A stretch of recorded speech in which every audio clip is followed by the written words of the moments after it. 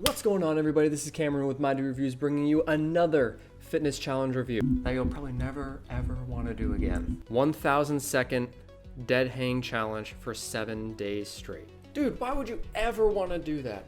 There's a better way to train your forearms. Just deadlift, bro. Just curl, Just do bro. wrist curls. I don't even train my forearms. And What's your job and work on a railroad? Not the point of this challenge. While yes, it certainly does affect your forearms, but for some reason, it also really targets your upper wrist girth.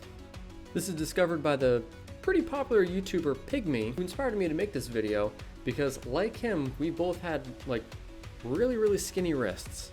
And it seemed no matter how much I targeted my forearms through various exercises, I could never get my actual wrist thickness to increase. Which I guess makes sense if we look at the anatomy of the forearms. It's mostly tendons the closer we get to the wrists. But while we're on the subject of anatomy, let's look at some of the examples of muscle insertions and how genetics play a bigger role than you may think. In my opinion, the best examples of identifying differences of genetics and muscle insertions are abs, chest, and bicep muscle groups. Here we can see people who have deep muscle insertions, giving the muscle a much more full appearance by shortening the overall muscle to tendon length. And here we can see people that don't have that deep muscle insertion and have longer tendon lengths, resulting in a not as full appearance. Forearms are the same. Everyone knows size does not equal strength, and forearms are just as stubborn to grow as calves are.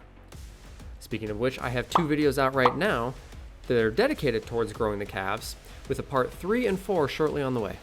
Only this time for this challenge, it's as if we're trying to grow the thickness of our ankles, which is far away where the muscle power is actually generated. Well, before we dive into this challenge and how much it sucked, what also sucks is that over 99% of the viewers on my channel and its content are not subscribed. Meaning you guys are all missing out on all future fitness challenges and reviews of all these different routines that I'm gonna be pushing out over the months to come.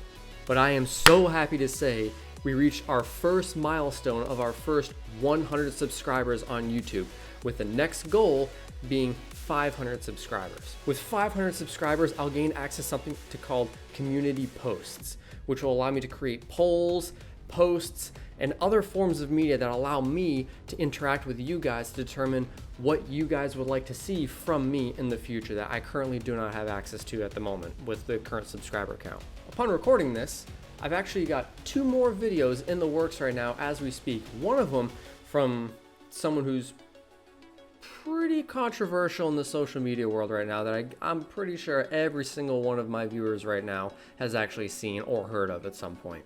So stick around for that. Be sure to hit subscribe. Really helps me grow, helps the YouTube algorithm to push my content out for more people. But with all that being said, let's just get into the nitty-gritty of this palm ripping, bar bleeding, never ever will I do this challenge again fitness experiment. 1,000 second dead hang challenge for 7 days straight.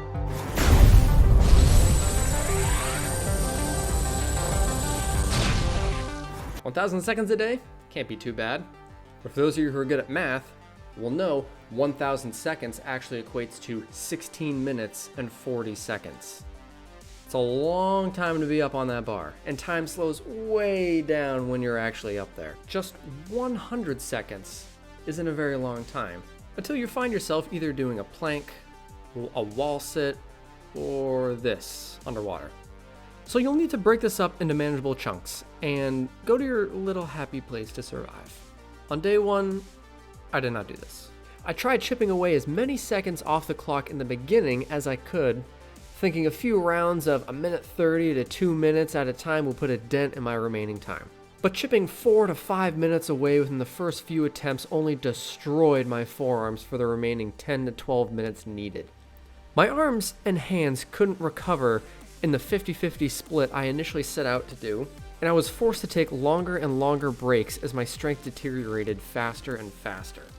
Around the 12-minute mark, I was struggling to hang onto the bar for even 20 seconds at a time while taking sometimes more than a minute to recover.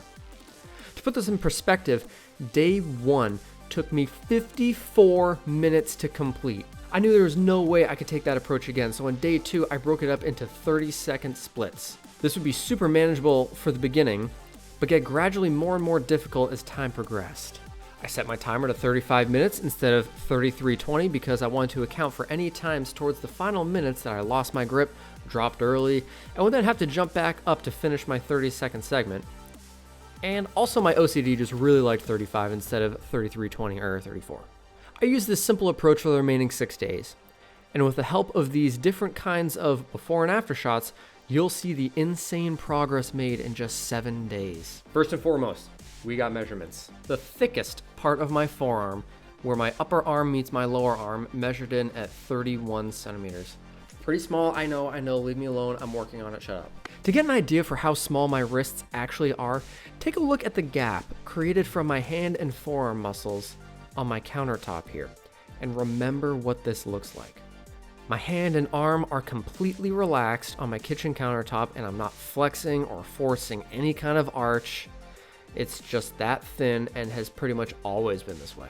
Pigmie talks about the bro science way about measuring your overall forearm physique with your thumb and your middle finger by wrapping it around the skinniest part of your wrist. If your fingers touch or overlap like this, then you have a small build. If your fingers just barely touch like this, then you have a medium build. And if they don't touch at all, then you have a large build. Not only have my fingers always touched whenever I've done this test, but they have always overlapped not just my nail, but even sometimes that very first knuckle. My biggest regret of this challenge was not taking any before pictures of this wrist test that I've been talking about, but we have measurements. And these measurements were taken 2 days after the challenge was completed, so we can rule out any kind of post-workout pump or anything like that. This is a 2-day post-challenge recovery with these results. After 7 days, my wrists grew from 17 centimeters to 18 centimeters in circumference. And now, look at that arm gap on the countertop. It's almost completely gone now. Let's do that finger test now to see where we're at. As I said before, when I did this, it was just over that first knuckle. Now it almost doesn't even cover my nail completely. We may not have a before image of this, but check this out. That is close to a 1 centimeter distance from where my thumb is to that first knuckle in just 1 week. 7,000 seconds later. I wasn't expecting a monumental change from 7 days, but this is exactly what I wanted to see from this challenge. The fact that you can grow your wrists with very specific techniques, however difficult it may be. But from here, we're going to segue into our next segment, what we learned to ensure successful growth, both good and bad. As you can imagine, this whole ordeal sucked.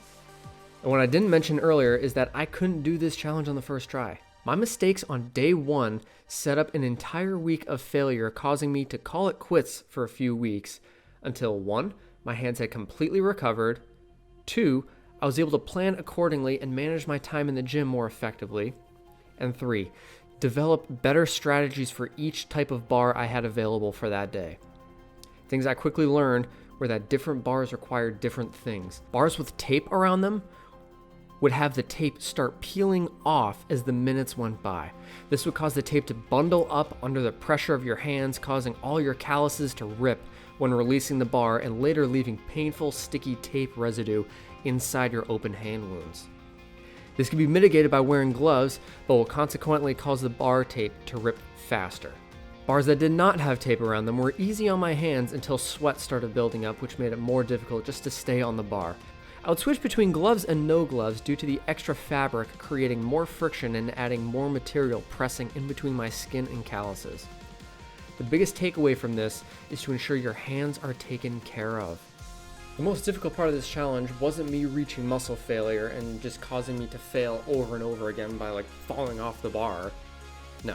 It was me struggling to stay on the bar because of all the thick calluses that have been building up all across my hands and fingers that have just been wanting to rip off every time I released the bar, grabbed onto the bar, all the fabric that was building up between my hands, the gloves if I was wearing them, or the tape, if the tape was getting all bundled up.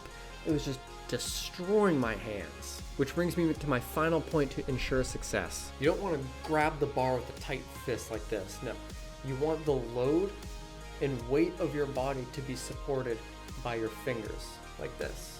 When you grab the bar with your whole hand like this and make a tight fist around that bar, a lot of the weight from the bar is being pressed and held in place by your skin, in which your fingers just kind of roll over the top like that, which is what's causing all these blisters right here, is because all that skin is being pushed up and then clamped down nice and tight so that you have the most stability with your grip on that bar.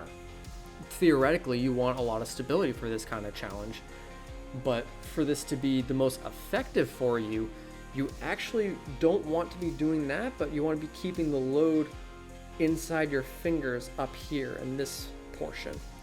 When you do that, yes, you are a lot less stable, but for some reason, it activates the tendons right in here a lot more. I'm not a certified expert in anatomy, but it's clear that the interior tendons and muscles in the forearm are engaged more in this contraction, using the underside of your wrists to grow and respond to this. Upon discovering this and switching up my grip method for this challenge, I felt an immediate difference, so much so that I had to start breaking this challenge up into 4 different segments to take rest in these sets. I would only be able to collectively hang for 4 minutes before my forearms would begin reaching absolute failure. I'd take a 3 to 5 minute rest, shake it out, break up that lactic acid, and go at it again for 30 seconds on, 30 seconds off for approximately another 4 minutes or so. Unlike the first 2 days where my hands were in more pain than my actual forearms, all 5 days following this grip switch absolutely murdered my arms, and, naturally, my hands as well. All in all, when it comes to training one of the most resilient muscle groups in only 7 days' time, the expectation is pretty low for a challenge like this. But when a whole centimeter is gained in just 1 week, it sparks a desire and inspiration for more and to keep going. My biggest problem with this challenge is the time needed for it and the almost certainty of the injuries that you're going to sustain when you do this challenge. There has got to be a better way to get growth in this area of our forearms that doesn't involve hanging on a bar for over 30 minutes a day. I'd like to maybe create some kind of challenge or workout routine where we can curl something like a barbell with our fingers with an alternating grip to see what kind of results we can get from something more traditional, like sets of 6, 10, or 20. I feel like something like that would give us similar, if not better, results, and would also open the door for progressive overload training as like the weeks and the months went by. Overall, it's a difficult and interesting challenge that proved for at least myself and Pigmie that you can in fact get bigger wrist sizes despite genetic disadvantages if you're willing to put in the time and pain to get there. Cam, my dude, wait! What kind of growth did your forearms get from this challenge? Great question. The pumps were absolutely insane from day 3 to day 7, so I was super pumped and excited to see. I don't know what happened here. Pigmie's 1,000 second hanging challenge gets an MDR approval rating of 5 out of 10.